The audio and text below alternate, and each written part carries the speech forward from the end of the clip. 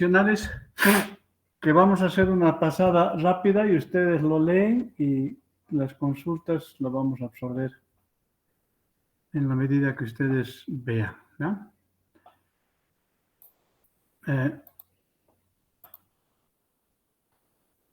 ¿Me avisan si se ve? Se ve, ingeniero. Bien, vamos a entrar ya a elementos adicionales que tienen que ver en este capítulo con la protección de las presas, ¿no? Por ejemplo, bueno, es criterios y mantenimiento, digamos, criterios generales de protección y mantenimiento.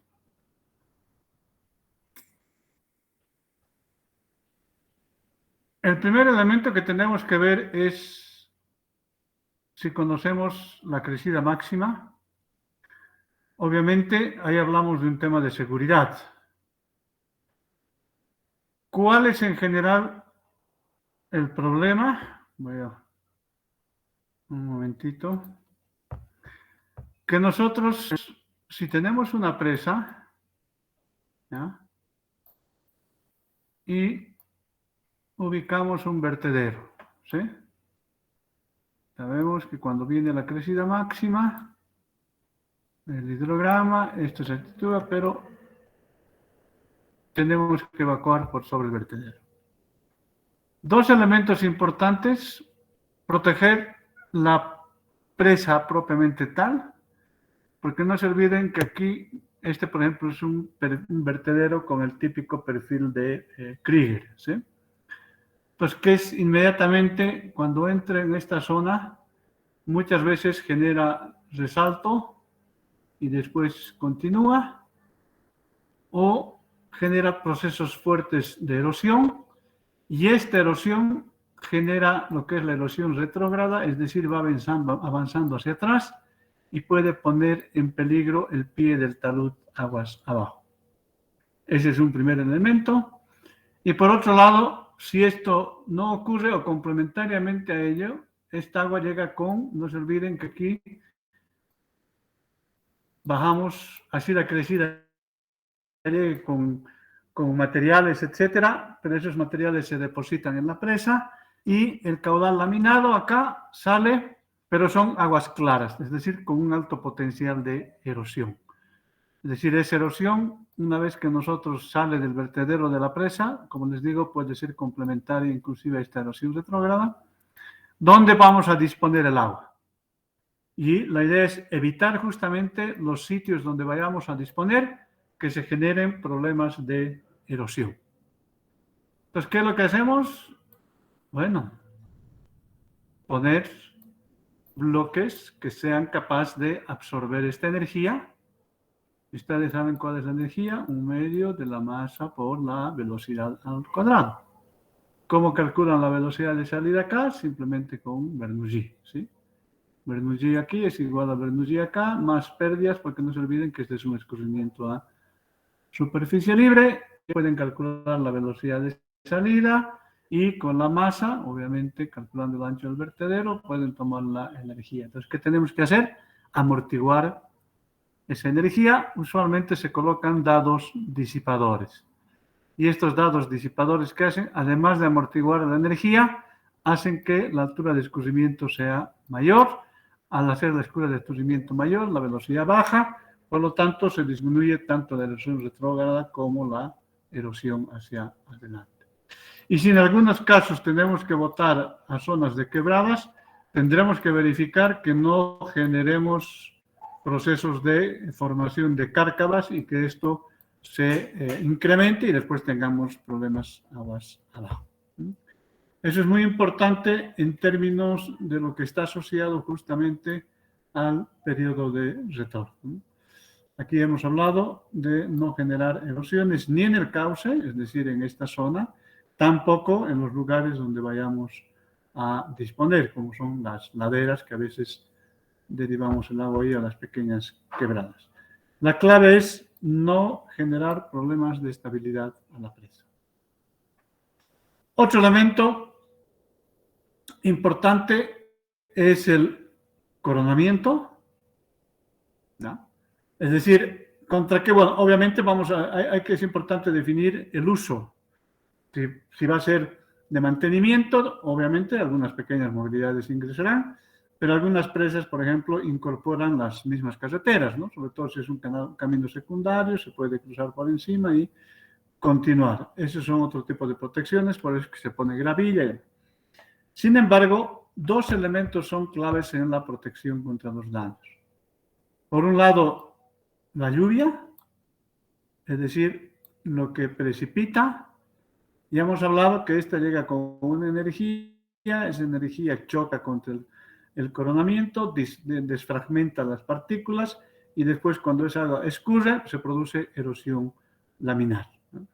Entonces, eso hay que evitar y peor todavía si hay tránsito encima, etcétera, eso se puede incrementar y generar pequeñas rajaduras o pequeñas cárcavas en la presa. Por eso es muy importante que para que el agua escurra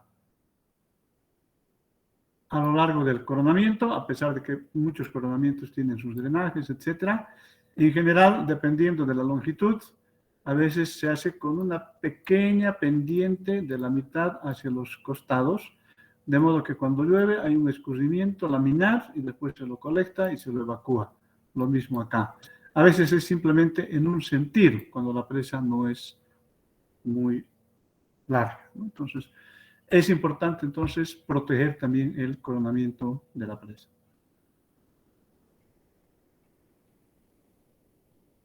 Bueno, si no se va a utilizar como camino, bueno, hay que evitar que esto es como aquí sobre todo, yo me acuerdo nosotros construimos una vez sobre el río Rocha, no sé si han visto a la altura de Vinto, este es el río Rocha, ¿ya? Y bueno, los niños tenían aquí, esta era la población, estaba aquí la población, y a alguien se le ocurrió colocar una escuela acá al frente. ¿Ya? Aquí una escuela. Entonces, no había puente, no había nada, esto estaba el río Rocha con sus...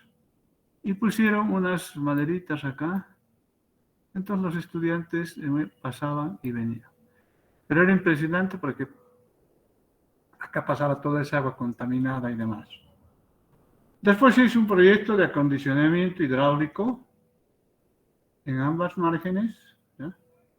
Entonces se colocó y se volvió una sección muy trapezoidal, con gaviones, etc.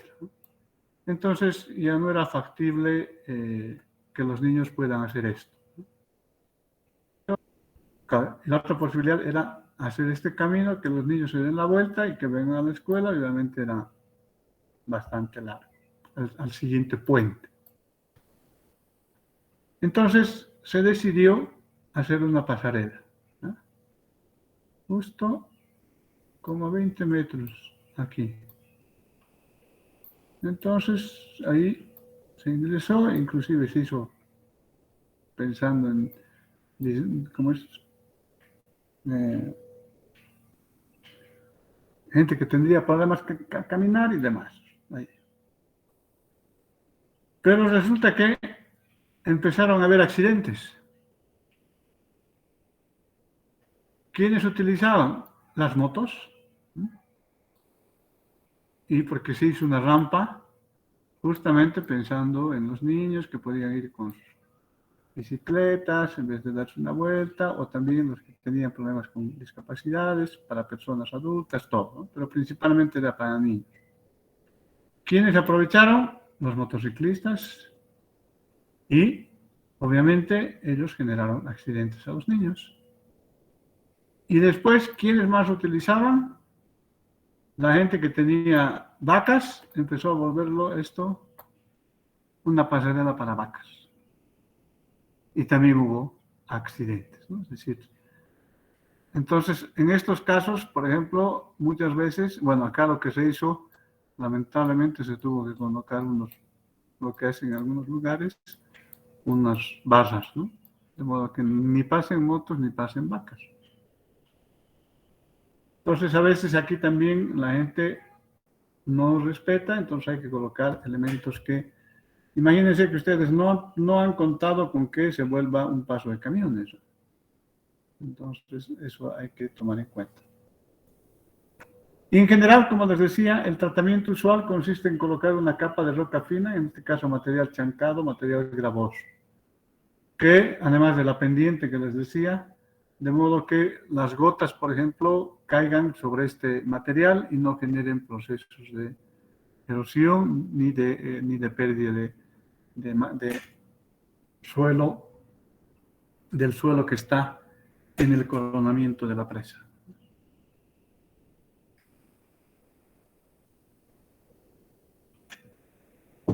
Bien.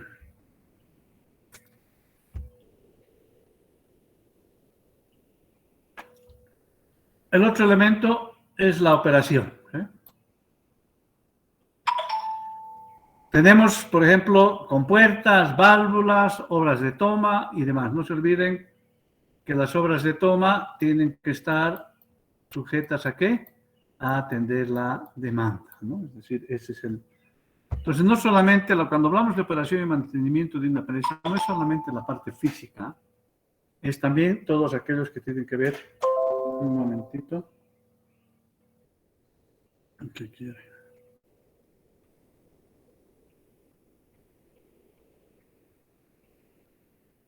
Un momentito, por favor.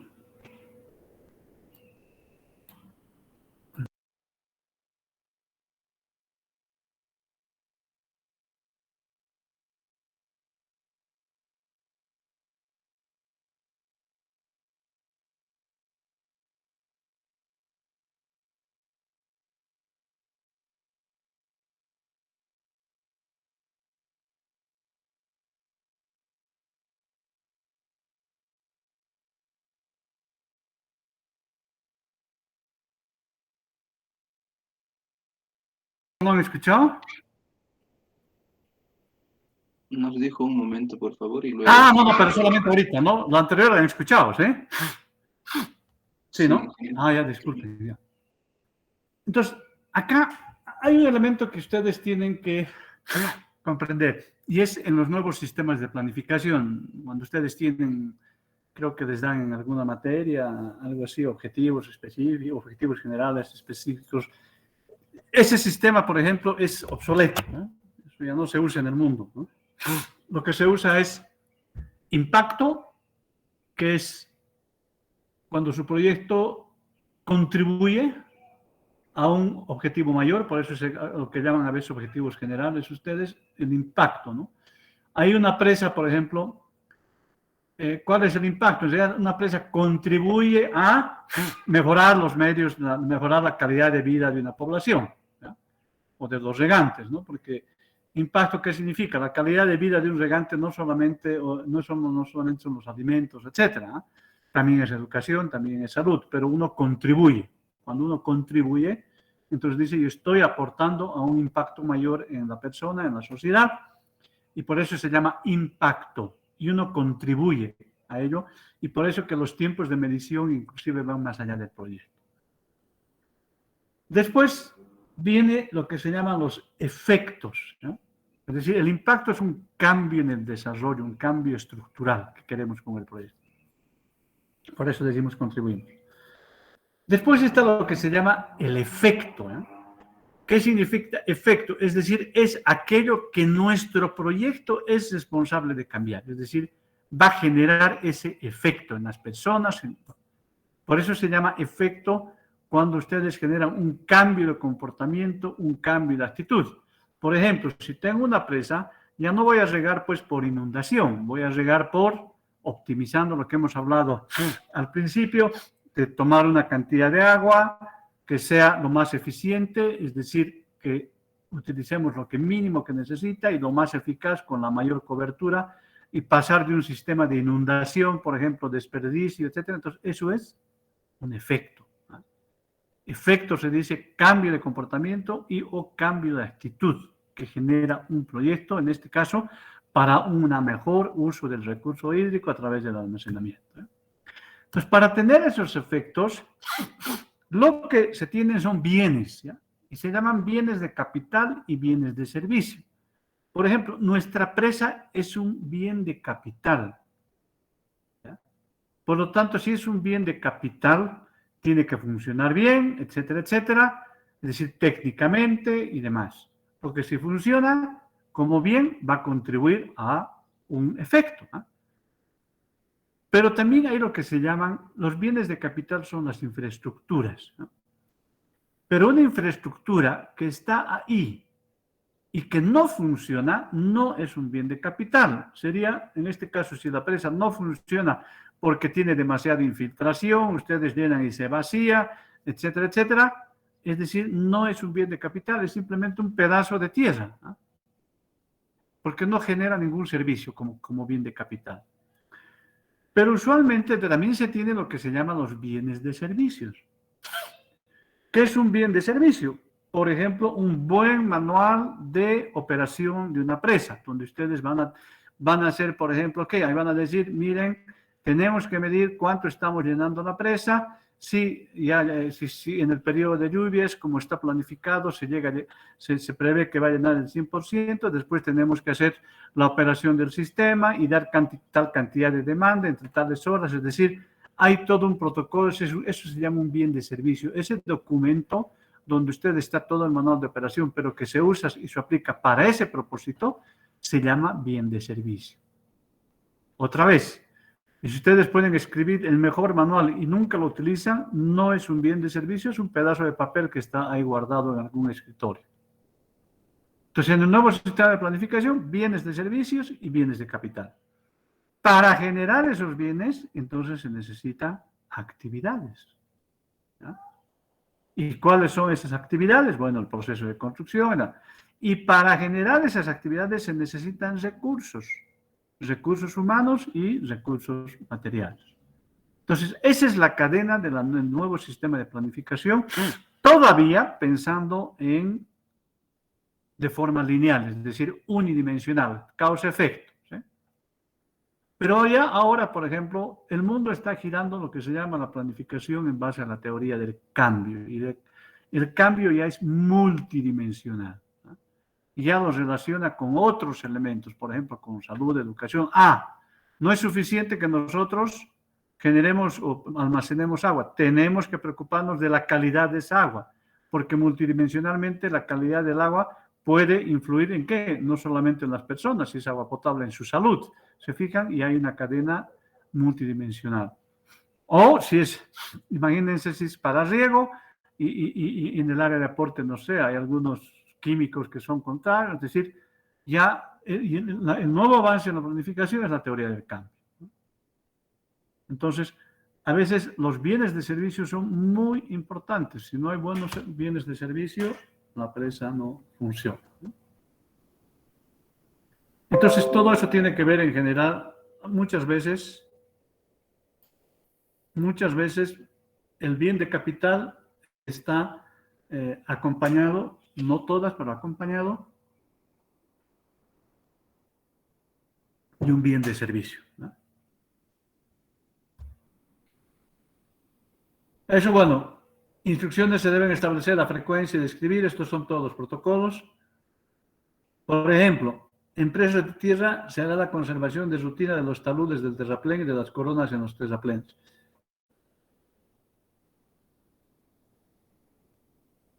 Ahorita lo vamos a ver. Esto es importante. No sé si está, déjenme ver. Ya, ahorita vamos a ver. Ya, esto, limpiezas, sobre todo el tema orgánico, ¿eh?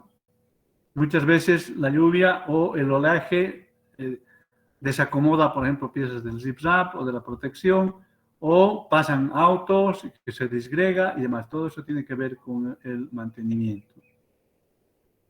Bueno, esas herramientas. En algunos casos, por ejemplo, se pone coberturas vegetales, nunca aguas arriba, ¿eh? A veces eso en el coronamiento, muy poco menos en el coronamiento, pero a veces en el talud de aguas abajo, que es una cubierta vegetal. Sobre todo para evitar la erosión, ¿sí? Pero hay que tener un poquito de cuidado con la profundidad radicular, ¿no? Evitar que sea, no me vayan a poner un eucalipto, ¿no? Es decir, o una que sea justamente una planta que tenga una raíz que vaya a buscar agua, a profundizar, ¿no? Porque no se olviden que las plantas buscan agua. Entonces, si nosotros tenemos la red de flujo y es una planta con esa necesidad, la profundidad radicular va a crecer, ¿no? Entonces, esas cositas hay que tener cuidado. Principales, a ver, está aquí, el talud de aguas arriba. Ya hemos hablado, lo principal es proteger con el riprap, que es pedazos de piedra, que lo que hacen es absorber un medio masa por velocidad al cuadrado cuando hay oleaje, ¿no? Y que evite generar procesos de erosión en este talud. Talud de aguas abajo, ya hemos visto, principalmente la erosión laminar, producto de la lluvia, etc. Ancho del coronamiento, también ya lo hemos mencionado. Bueno, impermeabilización del lecho. Bueno, en algunos casos, recuerdan que sobre todo cuando tenemos cierta incertidumbre si la línea de flujo va a emerger a la presa, etcétera, muchas veces se hace una impermeabilización de una parte del área de inundación, ¿no? De modo que las líneas de corriente hagan esto, se alejen de la presa. Bueno, ahí están los niveles. A veces se impermeabiliza, como les decía, generalmente son con capas de arcilla.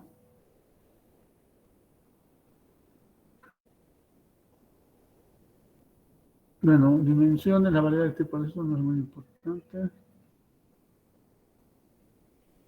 Esto ya hemos visto. Ya hemos visto los drenes. Eso sí hemos visto. Los diferentes. Estos son drenes horizontales con luz vertical. Aquí hay filtro. Dren permeable. Eso también ya lo hemos visto. Las presas soneadas también lo hemos visto. El rol del núcleo central, que puede ser central, ligeramente inclinada o inclinada. En muchos casos, esta parte también constituye una parte del talud aguas arriba. Bueno, estos son, eso no es muy importante. Drenes, digamos, también hemos visto. En algunos casos se utilizan, en vez de los drenes de grava, etcétera, tuberías obviamente perforadas, ¿no? Que son más seguras, ¿no?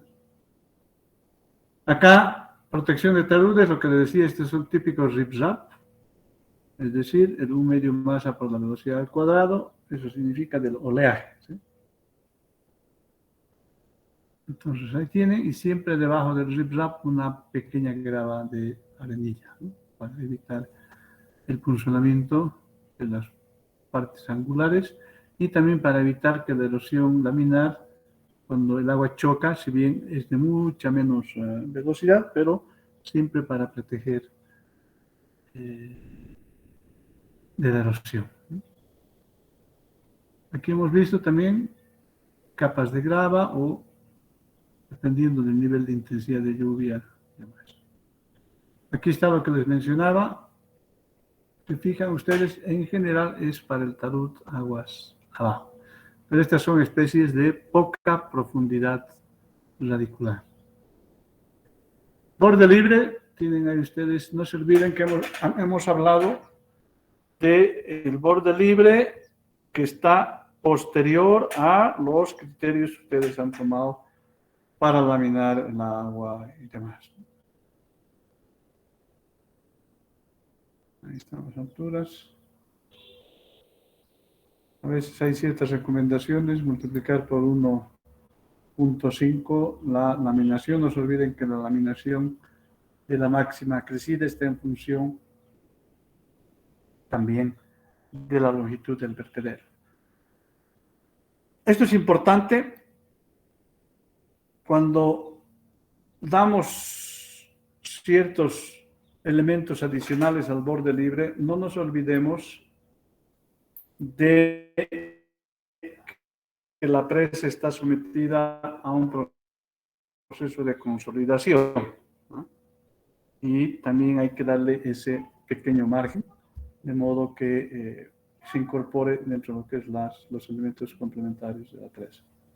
¿Qué es el zip-zap? Ya lo hemos visto, es justamente para proteger contra el oleaje. Bueno, el dimensionamiento es, como les decía, muy simple. Otra vez, energía, un medio masa por velocidad al cuadrado. Y esa energía la traducimos en pedazo de material, ¿no? Pedazo de piedra, y en función de eso, más o menos un cierto tamaño, 20 centímetros, 30 centímetros, se hace una selección y se lo coloca como zip-zap. Generales de roca. Otro elemento es la planificación de la construcción. ¿Qué pasa si tenemos construcciones que duran más allá de un año? ¿Qué hacemos con el agua? Entonces ahí hay que pensar en lo que se llaman ataguías, ¿no? Es decir, pequeñas presas, aguas arriba de la presa principal. Y no es para almacenar anualmente, sino en cuánto tiempo les da para que si llegue una crecida, la almacenen una crecida. Y posteriormente, muchas de estas presas o ataguías que se conocen, después se vuelven presas derivadoras hacia, normalmente es un túnel que permite evacuar las aguas durante los procesos de construcción de las presas.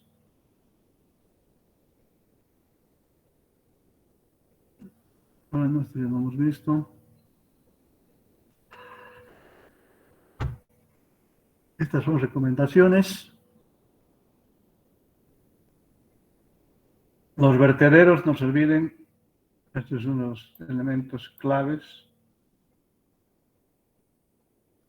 Obras de desagüe, que son después de los drenajes, alrededor de la presa, los desvíos de ríos, y hemos hablado, cuando estemos no solamente durante la construcción, sino también después de la construcción, cuando botamos por el vertedero o cuando tenemos que, no se olviden que hay que liberar caudal ecológico, etc.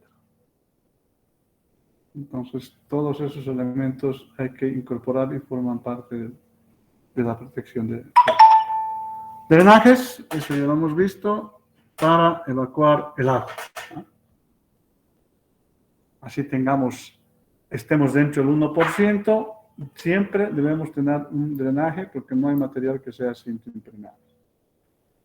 A veces se combinan como pozos de inspección, galerías internas, que también se los utiliza como drenajes longitudinales. Y por supuesto, siempre hay que verificar que los drenes no estén siendo colmatados por la cantidad de fibras. Entonces, eso es el proceso de mantenimiento, y yo voy a aquí ir al Jamboard porque hay un par de cosas que es importante. ¿Dónde está?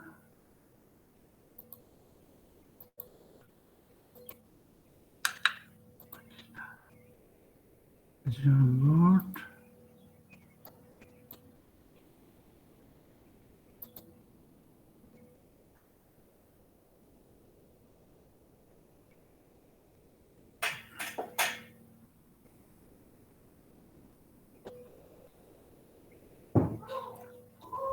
A ver.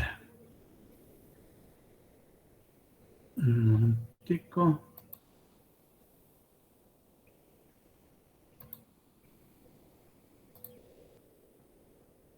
Ah.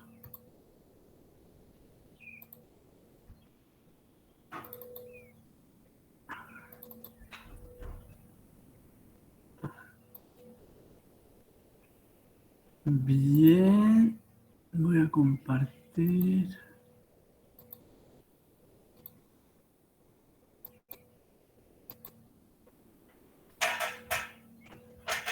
¿Cómo se ve?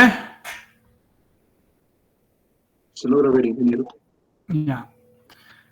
Hay algunos elementos que son muy importantes. Ya hemos visto cuando ustedes tienen una presa, tienen una red de flujo. Entonces, ustedes están claramente conscientes de que en sus procesos de diseño, una parte de su presa está saturada y otra parte no está saturada.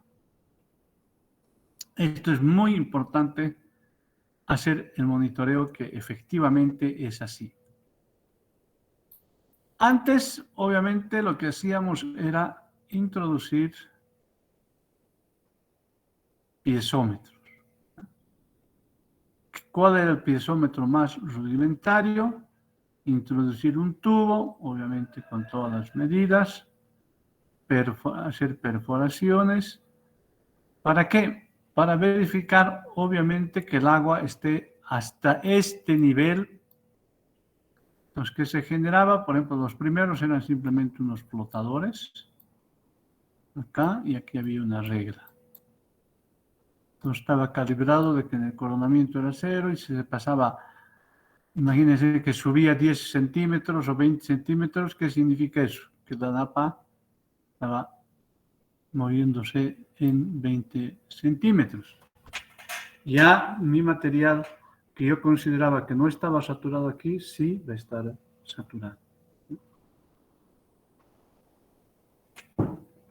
Otro elemento es que nosotros estamos en nuestra presa sujetos a la condición de que dos cosas. Uno, aquí en la fundación hay unos asentamientos y en la misma presa, por estar un material sobre otro, también hay asentamientos. El problema de los asentamientos es que todo asentamiento, cuando se genera de forma no uniforme, es decir, cuando hay asentamientos diferenciales, generan esfuerzos y los esfuerzos se transmiten inmediatamente a las zonas más débiles y, por supuesto, generalmente de forma de tracción. Y ustedes saben que la Tierra no resiste a ello. Entonces hay que hacer un seguimiento, primero al proceso de consolidación en la fundación y también un proceso de consolidación a la propia presa. Entonces, antes que ese era otro elemento importante, ¿no?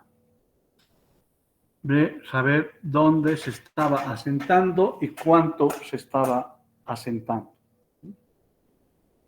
Al principio, bueno, ¿qué hacían antes? Por ejemplo, acá les decía, se ponía un flotador y se medía. Después se cambió el flotador por un electrodo y ya se medía conductividad eléctrica, ¿no? Si había electricidad, significa que este nivel se estaba moviendo arriba o abajo. En términos de asentamientos, por ejemplo, era usual, bueno, los piezómetros se colocaban cada cierta distancia en el coronamiento y en los talud medio, talud tercio, de modo de ir viendo que esto efectivamente se estaba reproduciendo la línea freática como fue diseñada, ¿no? Ya después esto cambió y ya no se ponían, como te digo, flotadores, simplemente en algunos casos eran electrodos, en otros casos eran, bueno. Y lo mismo en caso de asentamientos, necesitaba saber si el coronamiento se estaba asentando o no, lo mismo en el cuerpo de la presa y lo mismo en la fundación.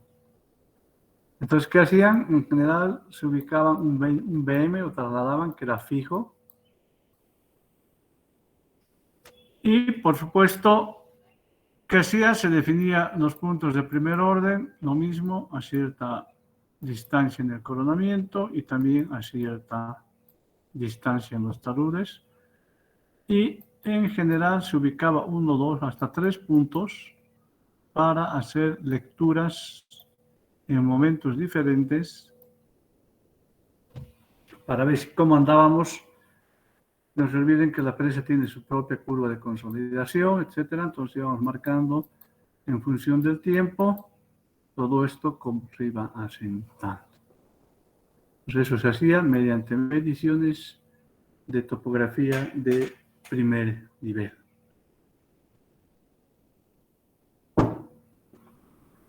Ahora, ya no se hacen estas cosas. Lo que se hace es la instrumentación de la presa y lo que se pone en general ya son sensores, ¿no? Sensores que te miden todo, ¿eh? Te miden si hay agua, la presencia de agua, te miden la presión que están teniendo, te miden si hay deformaciones, es decir, es lo que se llama los strain gauge. Y tú todas estas variables simplemente las puedes colocar en una...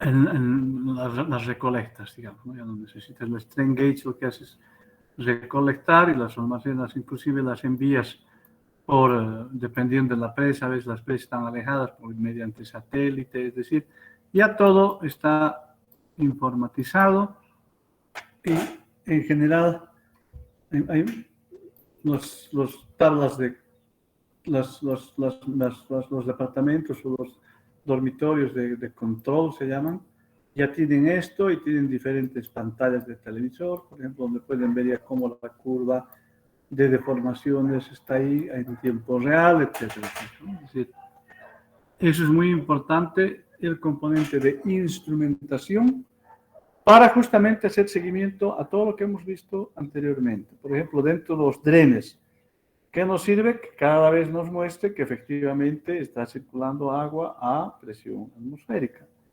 Porque si no está con presión atmosférica, significa que algo está pasando. Entonces, todo eso ya se llaman en los strain gauge y ustedes lo almacenan. Normalmente es un DSP, Data Storage Package se llama. Y además, porque no se olviden que estos sistemas, las presas están alejadas, entonces tienes que tener un elemento de registro, envío y demás, ¿no? Entonces, y en general eso está monitoreándose desde una casa de control en la empresa, ¿no? Ustedes ven los televisores y hay muchas de estas cosas están en tiempo real. Porque si se produce un pequeño agrietamiento o deslizamiento de más de 1 metro, inmediatamente se reporta al sistema de monitoreo de seguimiento, ¿no? Eso es entonces en términos de... en términos de mantenimiento de una presa. ¿Preguntas?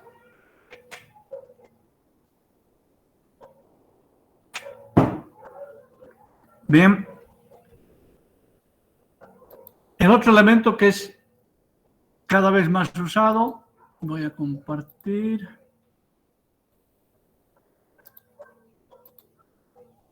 Es el uso de geosintéticos. También se llaman geotextiles. Sobre todo en empresas pequeñas, cuando no se tiene mucha disponibilidad, ¿eh? Espacio me refiero, ¿no? ¿Se ve la pantalla? Sí, ingeniero, se logra ver.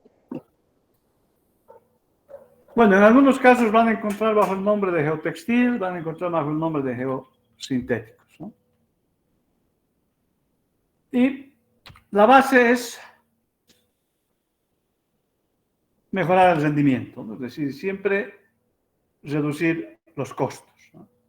No se olviden que producir material chancado es cada vez más complicado, no solamente por el sistema de producción, sino por todos los pasivos que pueden generarse y que deben mitigarse, por ejemplo, pasivos ambientales,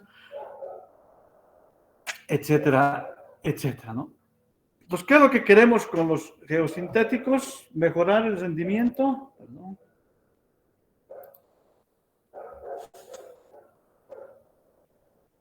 Esto nos da la eficacia, es decir, mejor, y reducir los costos. Rendimientos, hablamos en su funcionamiento, y reducir los costos en su eficiencia, es decir, el costo de la acción que va a tomar el geotextil. Usualmente se utiliza, normalmente tenemos en este otro tipo de obras civiles, pero cada vez más también el área de presas es un fuerte demandante de geotextiles. A ver, los geotextiles tienen diferentes funciones. Por ejemplo, pueden cumplir el rol de impermeabilización, es decir, pueden ser alternativos, por ejemplo, al core.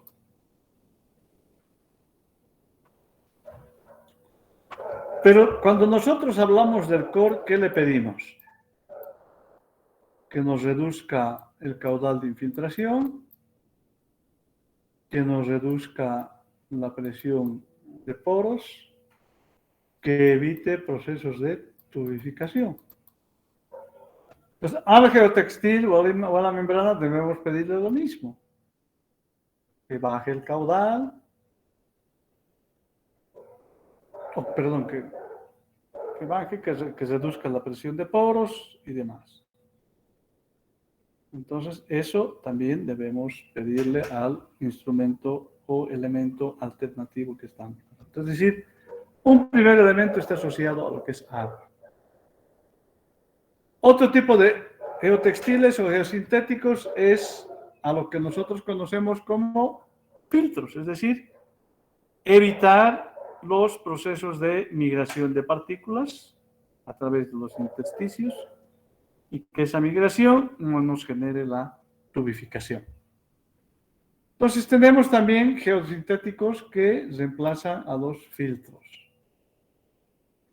Drenajes de la misma situación, es decir, son materiales muy permeables, geosintéticos muy permeables, que en general se respeta esto de trabajar no a presión cero. Pero también nosotros podemos utilizar geotextiles o geosintéticos para temas estructurales. Por ejemplo, si nosotros tenemos un factor de seguridad que está bordeando 1, uno puede decir, pero esta es mi presa, ¿qué hago para mejorar en mi diseño de que el factor de seguridad sea mayor? No tengo material. Entonces, ¿qué es lo que uno hace? En general, incorpora una especie de mallas, que son unos reticulados, y que los va ingresando en la presa en diferentes niveles.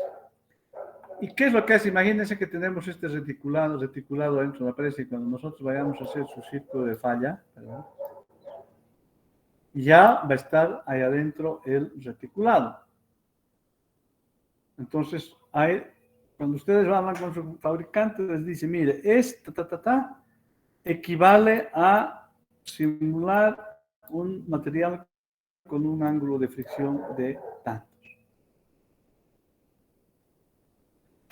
Entonces, eso habrá que también se puede verificar y cuando ustedes hagan su análisis de estabilidad de taludes, hay muchos programas que les piden si cuenta con refuerzos que han sido introducidos externamente al proceso de construcción y les dan diferentes.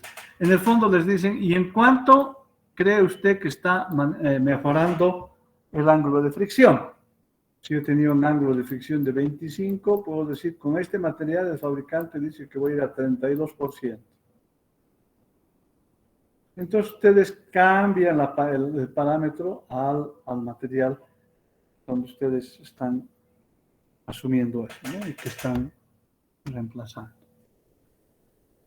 Y también para el tema de separación. ¿Se acuerdan cuando hablaba este proceso de contaminación de los finos a los gruesos, dependiendo de la porosidad, etcétera?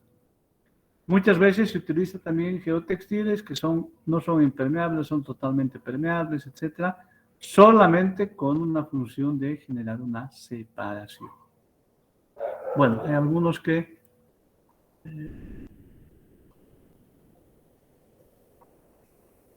utilizan a veces otro tipo de materiales, ¿no? Pero bueno, en general los geosintéticos. Ahora, no se olviden que los geosintéticos son materiales de PVC o dependiendo qué es. Y, ojo, si ustedes quieren, por ejemplo, utilizar un filtro, ¿no? no se olviden mandarle al que calcula los filtros cuál es la granulometría del material, ¿ya? Circundante de su presa, porque no se olviden que nuestro material puede tener angulosidades y esa angulosidad fácilmente puede perforar un dreno, perforar un filtro. Entonces, es importante darles también las características de las granulometrías, de los taludes, etcétera, porque uno de los elementos que es súper peligroso para cualquier geotextil geodren es el efecto de punzonamiento debido a un material. Y ahí sí, los geotextiles a veces, lo que se llama la afectación puede rápidamente prolongarse a lo largo de todo el elemento. Entonces, esto también, cuando tenemos las membranas ya como ejemplos, permiten, estos son sobre todo para barreras, a veces ponemos acá. No sé si ustedes han subido al Cristo por el camino de auto, ustedes van a ver una presa ahí al sur, que es la presa del club que está ahí, y que bueno, la llenaron, pero se volvió a vaciar, pero impresionantemente. Estaba mal construida, mal diseñada, etcétera. Y lo que hicieron fue utilizar una geomembrana y colocar ahí. Entonces, eso también es importante, ¿eh? Acá, este es ahí Lo mismo ocurrió en la presa creo que era Escalderano, la cumbre, creo que era la cumbre, que hubo un movimiento sísmico y generó una pequeña rajadura, no rajadura, más, aumentó un intersticio en el vaso. Entonces también lo cubrieron de una membrana impermeable. Pero ojo, la idea es que si ustedes sustituyen a un material que ustedes tienen su granulometría, etcétera, el comportamiento no debe variar. Tiene que cumplir con el mismo objetivo, sea igual, por supuesto que es preferible que sea mejor. Lo mismo en esto, las capas de drenaje que les decía, están muchas veces reemplazando filtros, drenajes, siempre cumpliendo la misma función. Ahí tienen ustedes como un filtro.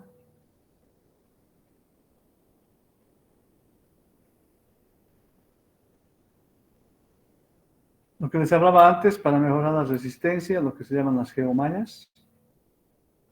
Entonces uno puede, me da un problema de factor de seguridad, perdón, etcétera. Imagínense que tengo una topografía que justo debajo de acá cae. Si tengo un poquito de talud que darle, ahí veo un montón de material adicional, etcétera. También para el control de erosión superficial, lo que les mencionaba, reducen la resistencia y demás, ¿no? Lo importante es que ustedes les den todos los requerimientos. Están las de separación, también se utilizan, como les decía, para evitar esos grandes procesos de contaminación de una capa con respecto a otra. Geotextiles, bueno, ahí están las propiedades. En general hay tejidos mixtos y demás. Y los geotextiles también tienen sus propiedades y pueden utilizar en diferentes procesos de construcción de una presa. Lo mismo en drenes, lo mismo en filtros, etc. Otra vez, aquí está para una geomalla, por ejemplo, tiene una resistencia y si ustedes la quieren para el propósito de estabilidad y demás, les van a, en sus términos de referencia, en las especificaciones de su material, tienen que poner cómo mejorar. Eso es funcionalmente. Aquí tienen los parámetros. Es muy importante el método constructivo. No se olviden que hay que generar soldaduras. Y eso es lo más importante. No es cualquiera que puede soldar. Tienen que ser en general certificados, ¿no? Y bueno, hay diferentes formas, lineales. Aquí tiene otro material, que es el de alta densidad, ¿no?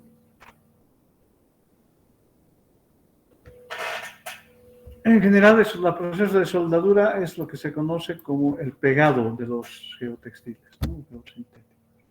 Ahora ya se hace todo con máquinas.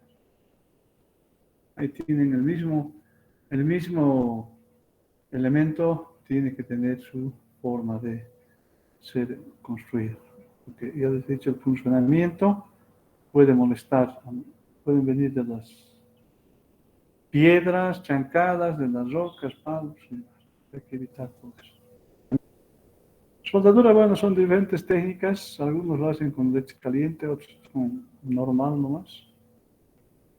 Ahí tienen diferentes equipos con sus conceptos y metodologías. Lo mismo para la colocación, monitoreo y demás. Eso pueden, por favor, leer lo que son los componentes adicionales. Bien, ¿preguntas? Hablé con el auxiliar. Tienen todavía, creo, ¿cuántas clases tienen? ¿Cuándo es el...? A ver, primero es la defensa y después es el examen, ¿sí? ¿Aló? ¿Me escuchan? ¿Cuándo han quedado con Johnny para concluir o ya han concluido? ¿Aló? Nos faltaba una clase, ingeniero. ¿Cuándo han fijado? Todavía no lo fijamos.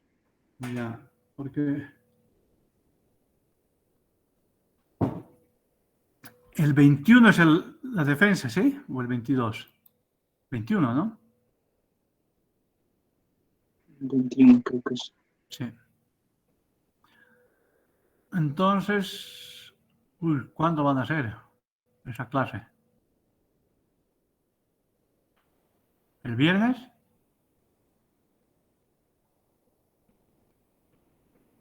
Sí, termínenla para darle su última pulida ahí.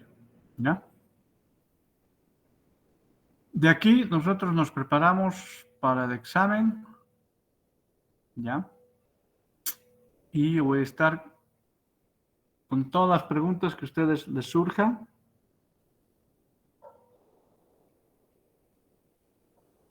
Para entrar al examen. Porque el examen, ¿cuándo lo tenemos? ¿El segundo? Déjenme ver. 20 y tantos también es, ¿no? Uh-huh.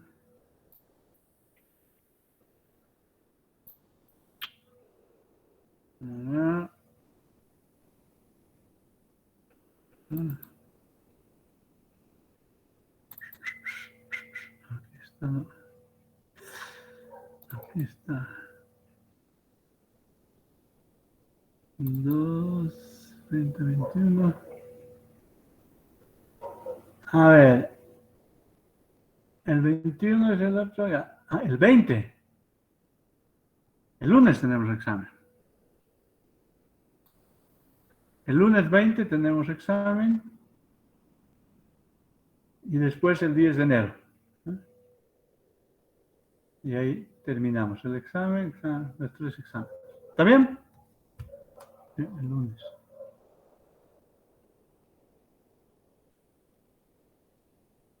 Bien. ¿Alguna consulta? Ingeniero, el día viernes nos dijo para las consultas que surjan. Sí, vamos a tener. Ajá.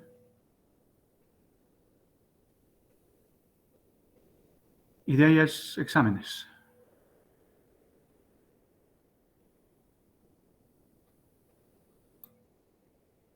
Fíjense rápidamente entonces con Johnny, ¿ya?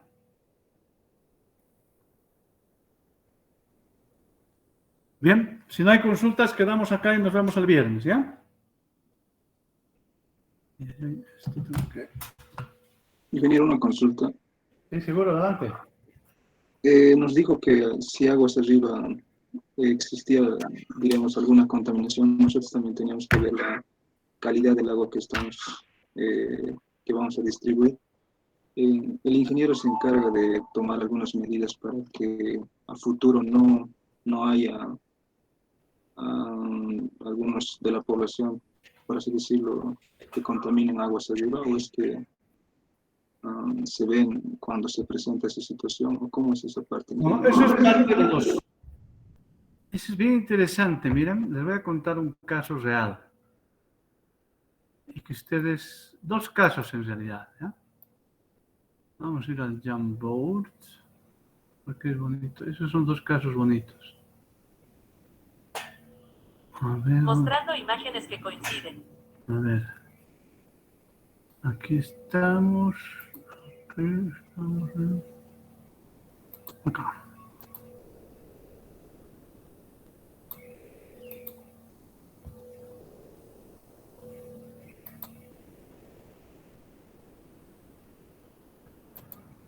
Por ejemplo, ustedes saben, aquí vamos a dirigir, bueno, Nishikuni es al revés, ¿no? Disculpe, Nishikuni, ingeniero, no logramos ver su pantalla. pero perdón.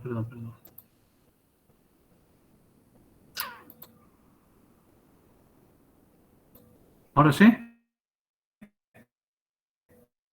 Entonces, ¿se ve? Sí, ingeniero. Nishikuni es una presa al revés, ¿no? Usualmente nosotros interceptamos un río y aquí abajo se abastece. Mientras que en el caso de Nishikuni, en realidad acá abajo no se abastece a nadie. Lo que se hace es tener aquí una toma y se cruza la cordillera y de ahí se abastece el agua acá. Es decir, está acá atrás. Es al revés.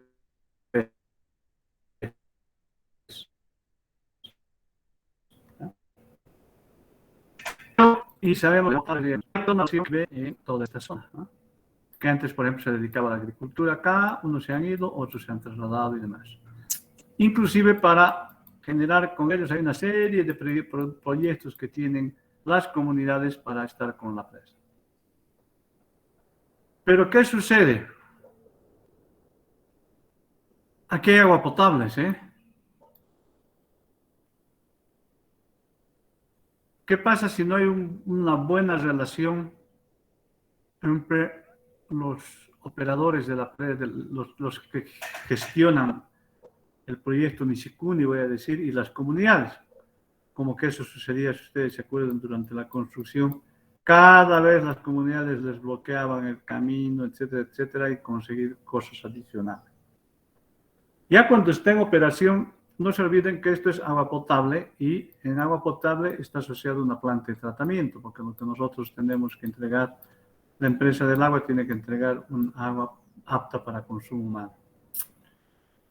Pero cuando no hay buenas relaciones, empiezan a,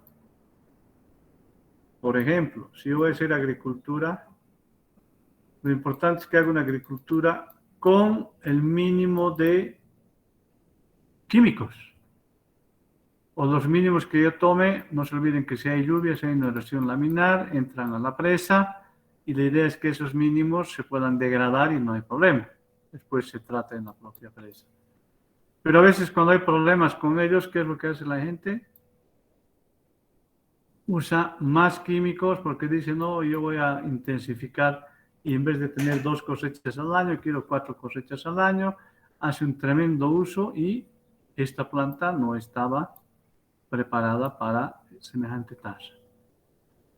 En el mismo caso, por ejemplo, ustedes deben conocer la presa Taquiña, donde aquí arriba está el Sindicato Agrario Taquiña, y llegaron a un punto en que cuando no se llevaban bien, obviamente las poblaciones de acá echaban aceite al agua. Imagínense la fábrica que produce cerveza. Ellos tienen unas plantas de tratamiento, pero que no están para ese tipo de contaminantes, ¿no? Aceites, por ejemplo. Entonces siempre es nosotros tenemos que garantizar, esto es parte social del proyecto, la calidad y cantidad y demás, ¿no? Pero también hay unos casos, no sé si han escuchado hablar, sobre todo los que practican bicicleta, han escuchado hablar de la Laguna Turquesa, ¿no? Que está de Arani, unos buenos 30 kilómetros aguas arriba, un poco más quizás. Esta laguna, por ejemplo, por su propia configuración de su área de aporte, trae demasiados minerales. Y por eso se llama turquesa, porque el agua se pone realmente una belleza, este color. Pero, por ejemplo, esto que era inicialmente una presa múltiple ya no se puede usar. ¿Por qué? Porque no es apta para consumo humano, a pesar de que era una presa destinada para agua potable. Y en ciertos cultivos también tiene su interrogante. Entonces, en ese sentido es que les refería este tema de la calidad. Es parte del proyecto. Entonces, típicos casos, tenemos taquiña, tenemos misicuni y demás. No sé si respondí a su pregunta. Sí, ingeniero, gracias. Y una consulta más. Adelante. Nos dijo que había aparatos especiales que ya medían muchos parámetros cuando en una presa. ¿Esos aparatos especiales se colocan después de la construcción o es que en la construcción? En la construcción hay todo un ítem que se llama instrumentación, ¿no? Y como les decía, son los sensores strain gauge, que son a pequeños aparatitos electrónicos que se dejan dentro de la presa y esos miden deformaciones, esfuerzos, si está en contacto con agua les mide presencia de agua y todo eso. Sí, eso ya se utiliza en la mayoría de las presas y una vez eso se colecta la información, se envía por microondas, vía satélite, lo que sea, hasta el puesto de control, de mando y control o de control y mando, y ustedes pueden ver en vivo ya el gráfico de los asentamientos, caudales, por ejemplo, los caudales de infiltración, directamente ya son calibrados y se monitorean. Eso hay en Misicuni también, se mide todo eso, las presas de Ende también, en Ibirizu también va a haber la instrumentación. ¿Está bien? Sí, ingeniero, muchas gracias. ¿Más preguntas? Si no, nos vemos el viernes. ¿Listo? Gracias y hasta el viernes. El viernes, ingeniero. Prepárense para el examen.